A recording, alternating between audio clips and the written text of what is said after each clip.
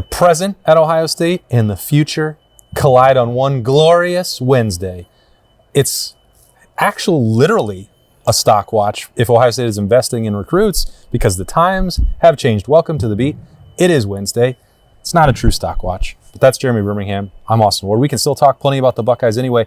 It's the start of the national signing period, Berm. Yeah. What are the cliff notes for anybody trying to catch up on what the Buckeyes are trying to accomplish at the same time that they're getting ready to play the number 2 team in the country with a Big Ten championship on the line on Saturday night? You know what's weird is that because of the changing of the calendar, because of the way that the Ohio State seasons have ended the last 4-5 seasons without playing Michigan in 2020, without winning that game in 21 through 24, this is the first time since all of the changes to college football have happened that these things are colliding in one moment. And it does feel like it's a lot for Ohio State to have on their agenda, on their plates. Fortunately, on the recruiting side of things, this is a team that does a really good job. And when I say team, I mean Mark Pantoni and the recruiting staff doing a really great job of maintaining commitments throughout the process. Sure, there's always going to be chaos. There's always going to be a little drama. There's always going to be an ad. There's always going to be a loss. That's the way it works. But right now, Ohio State has 28 commitments as we start Saturday or Tuesday. What day is it? Wednesday morning. It's Wednesday. Yeah. Wednesday morning. As we start Wednesday morning, the Buckeyes have 28 commitments. That is, of course, an asterisk, provided that nothing happens in this evening on Tuesday. But I fully expect that Ohio State will lose a commitment from wide receiver Caden Dixon-Wyatt. I think the California wideout will end up staying home and playing for USC. I think he will sign with USC on Wednesday. Still a lot of buzz in the air from the Oregon side of things about Chris Henry Jr.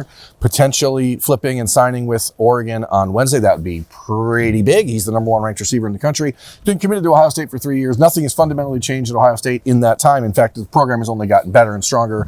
Also, things are changing Also, in Oregon. things are changing in Oregon with Will Stein, the offensive coordinator, moving out. I don't think Chris Henry is going to be wooed by Kentucky.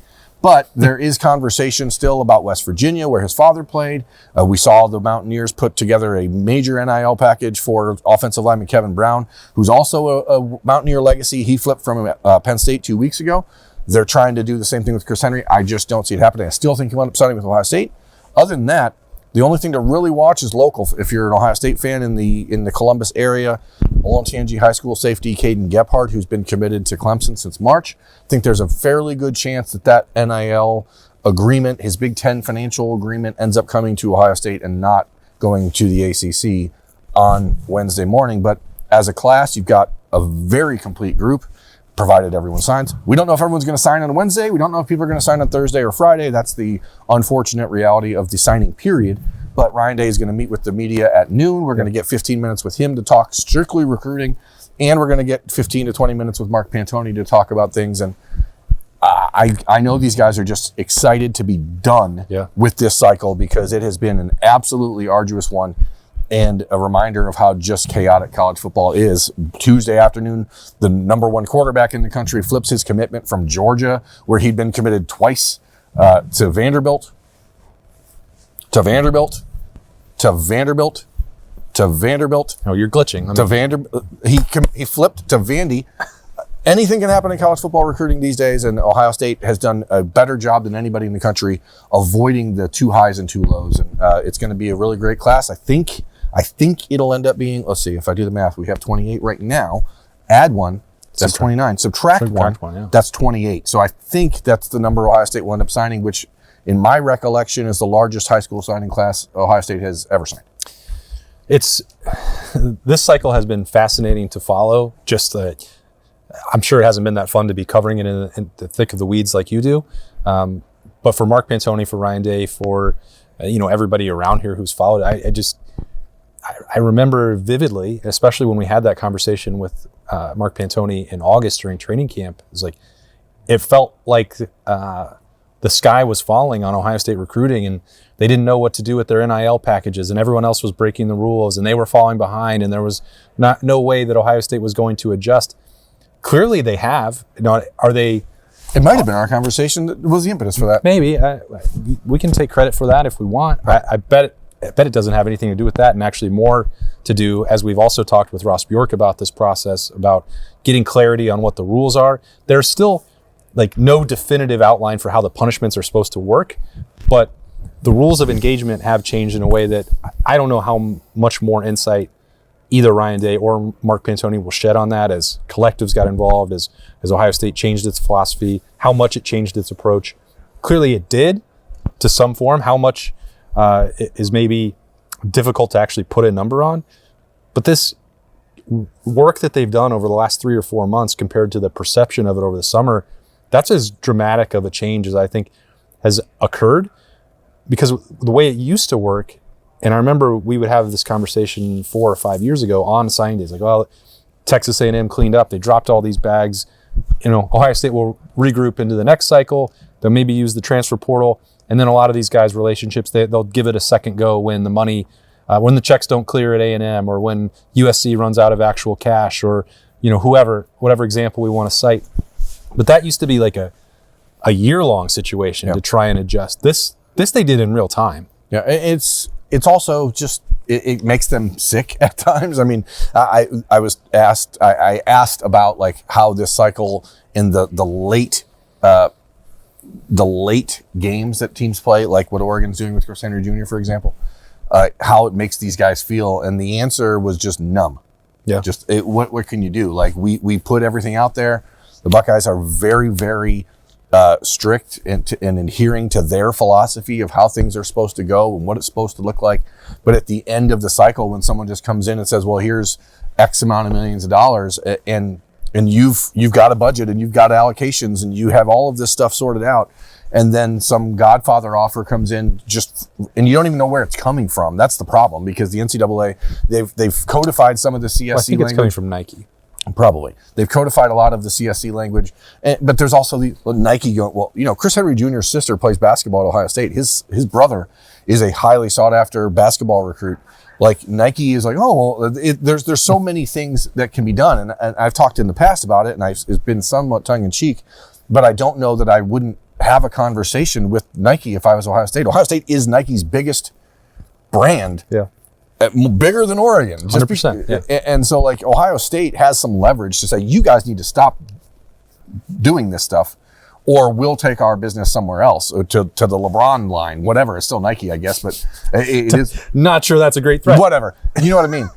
There's something that has to change, and Ohio State is just trying to ride the waves, and they've done a great job with it, but it is a numbing process to them. Either way, you go into signing day with a really good unheralded quarterback in Luke Fahey, who you really like. I think if Luke Fahey is 6'3" instead of 6 foot or 6.5 feet, he's probably a top 10 quarterback in the country. He is as productive as anybody, playing great football his senior year of high school. You got 2 really good, versatile running backs.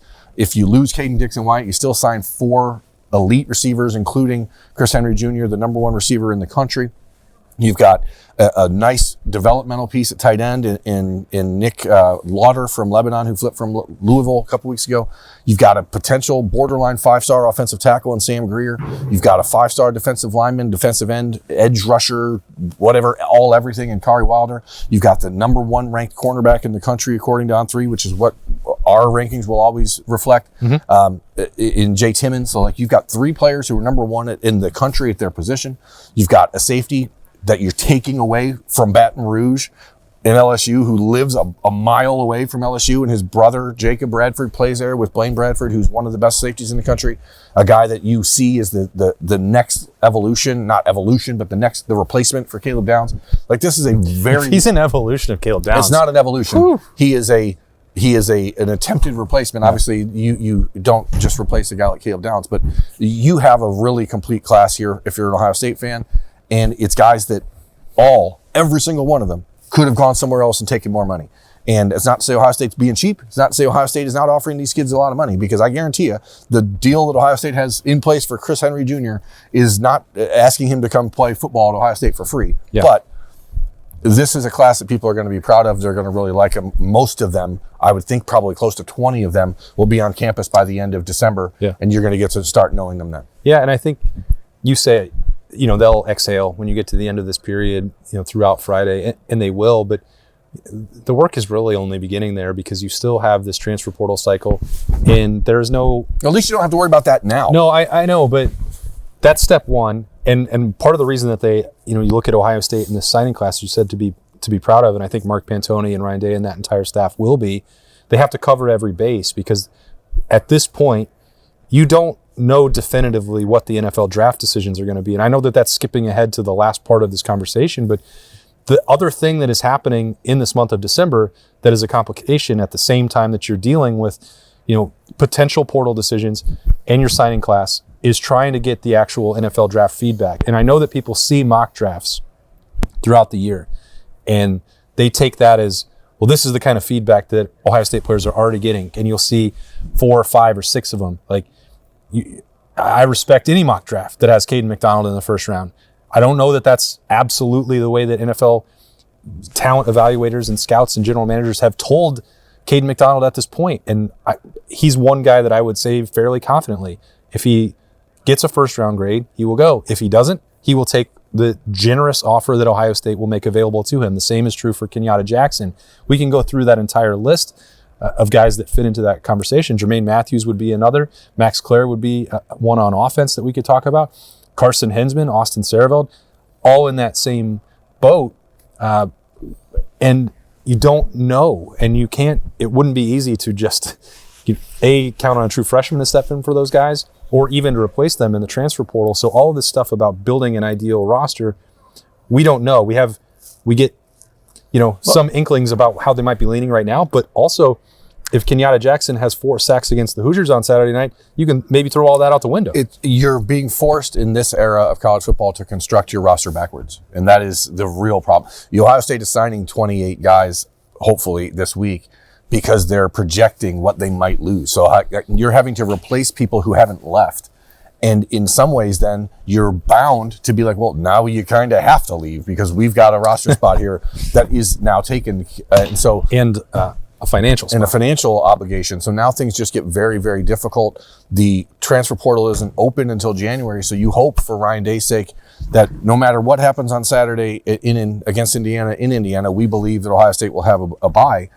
There's 2 weeks that Ohio State's going to have to get all of these conversations finished, wrapped, answered, because they need to know by the middle of December which guys are entering the transfer portal, who's going to the NFL, what, at least as well as you can know that stuff. Obviously, you might have a Mike Conley situation where someone just destroys an NCAA playoff and then all of a sudden they have to go. But it does put these guys in a very precarious position. And it's one advantage, I think, that maybe we've spent a lot of time this year, previous years, lamenting the fact that Ohio State is having to do all this stuff while preparing for games. This year, because of the way the schedule is set up, because of the potential bye week, the Buckeyes do have a little bit of an advantage in that they might be able to get a lot of these answers now that they weren't able to get before. So I think it's a huge deal, actually. I mean, you say a little bit of an advantage. I think it's significant. Well, it certainly sets you up for the portal to understand what you need. It would.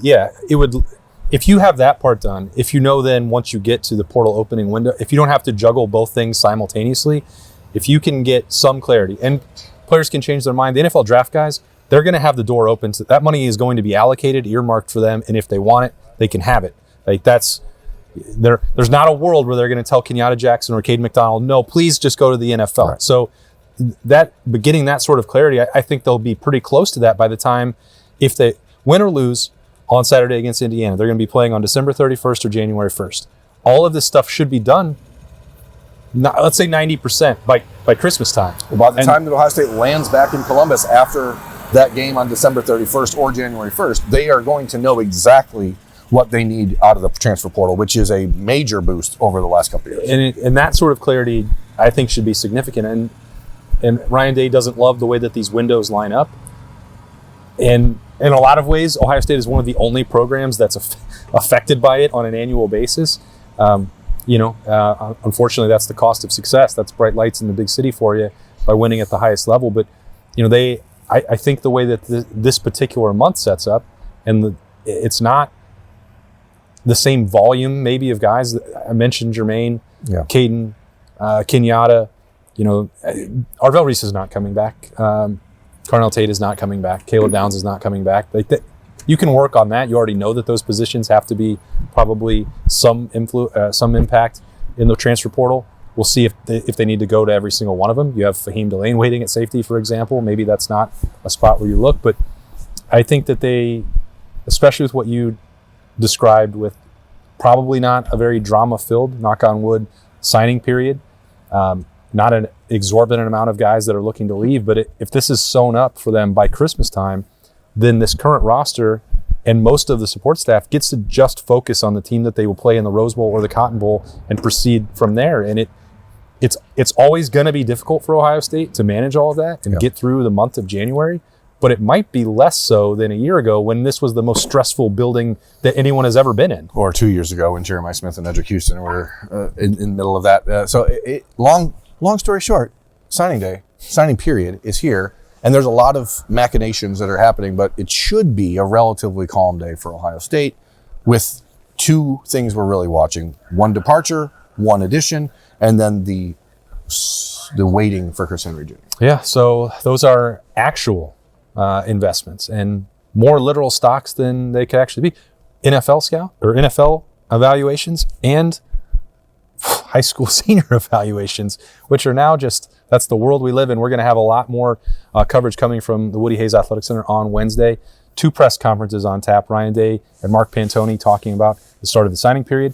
We'll be back in the evening to hear from Ryan Day with a lightning round that should be focused primarily on Indiana and the Big Ten championship game on Saturday. It's weird to me.